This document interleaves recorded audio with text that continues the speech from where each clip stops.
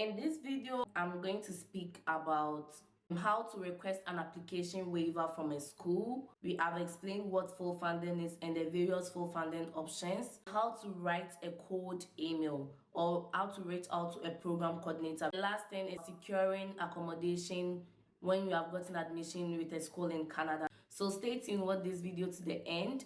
On this channel, we talk about career, education, and lifestyle. If these are subjects that are of interest to you, please don't forget to hit the subscribe button and turn on notification for this channel. This is Excel with Emmy. Welcome to the channel where education meets adventure and passions are transformed into lifelong lessons. Excel with Emmy. How do I request for application waiver for a school? First of all, it is very necessary to reach out to the school before you apply to the school. So once you have decided the school you are going, or you have chanced upon a school you think you are interested in and you want to apply to the school, you go on the website and look for the program that you are looking for. So for example, if you are looking at Master of Public Administration and you have gone to Ohio State University and they are offering it, you click on the program. They are going to ask you wanting more information. Make sure you do click on that, and then the school will send you an email.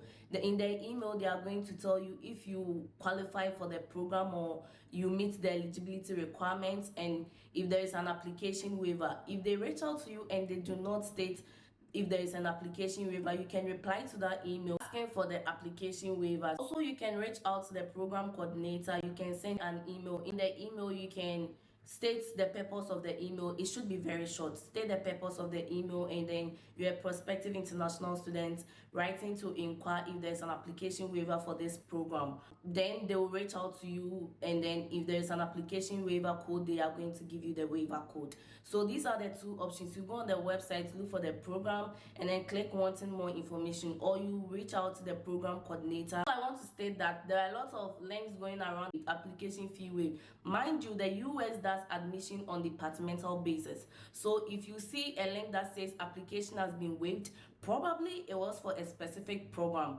And so that is why I'm saying that for your program, you don't know if that code works or not. So you want to reach out to the department to know if there is an application waiver for your program.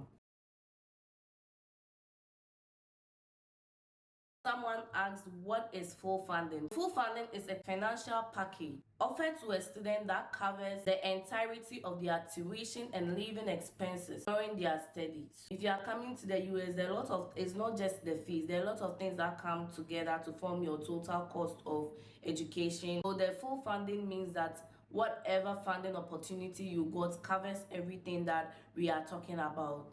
Typically includes a tuition waiver, ensuring that students do not pay for the courses they register for. How cool is that?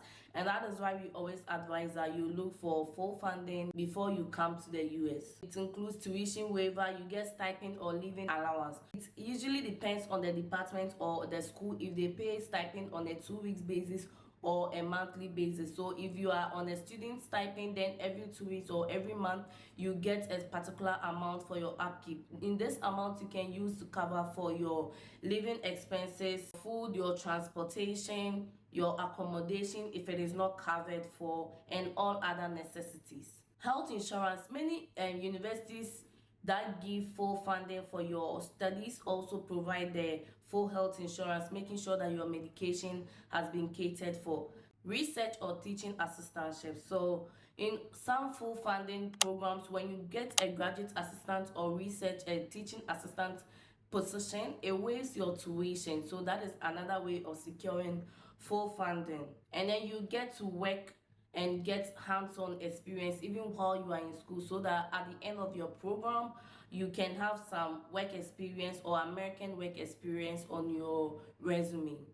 Fellowship or scholarships. You can get a scholarship that will waive all of this. So scholarship, it can be foundations or government scholarships that will provide, or they will cater for everything that your cost of tuition includes, everything that is in your total cost of tuition. Usually that amount is on your I-20. The next question is, how do I reach out to a program coordinator? So if you are reaching out to a program coordinator, we are, in this sense, we are talking about an email So you are writing an email to the program coordinator, either inquiring about a program or asking if there is an application waiver, or asking if there is funding, or even expressing your research interest to someone, and then they can link you to the appropriate people. Look at this in this perspective. There are a lot of students that are reaching out to program coordinators asking for information, so you don't want to write a long email that I might not even read. You get what I mean? So your email should be short, and as every email, it should have a subject.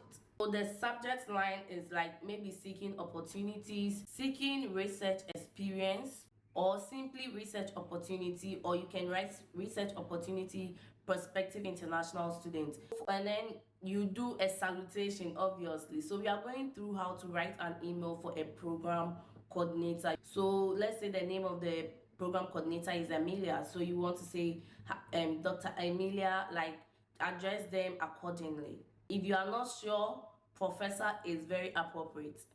Next, I'll talk about the tone of the email. It should be very professional and formal. You want to avoid using slangs.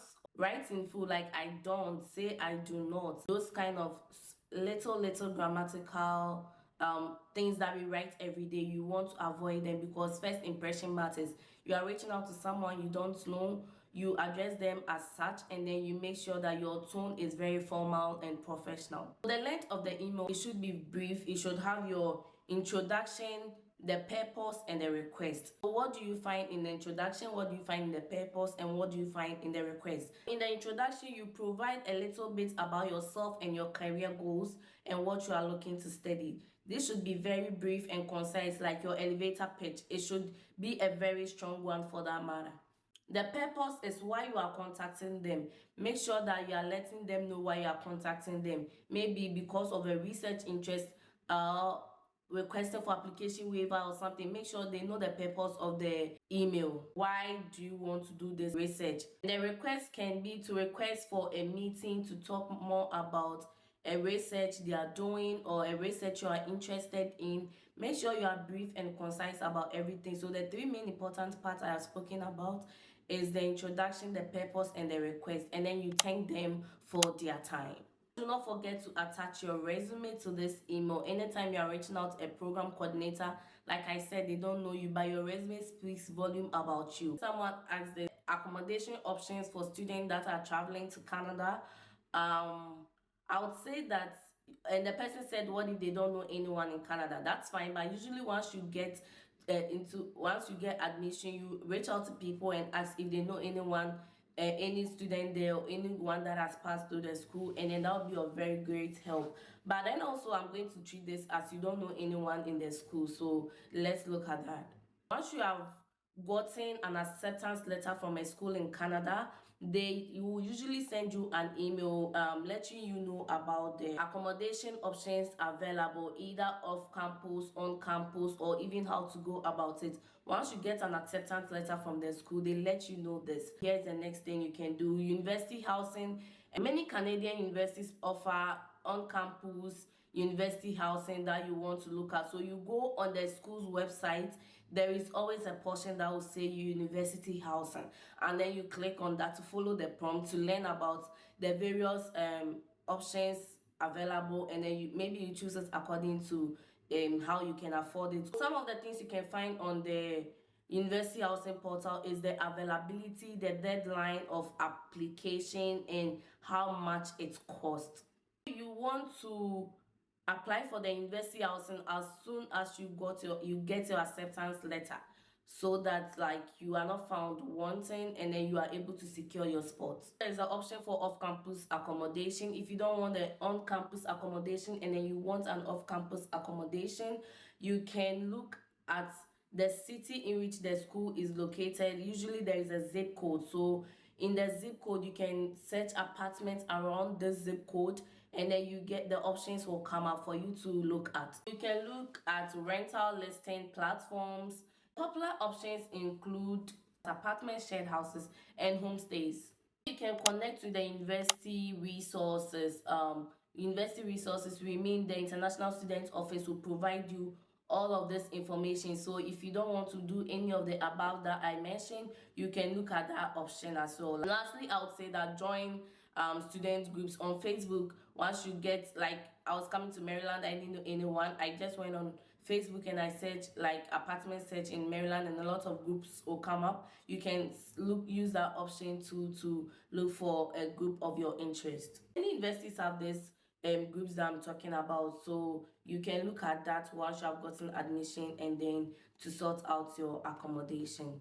So this is the end of this video. Thank you for watching.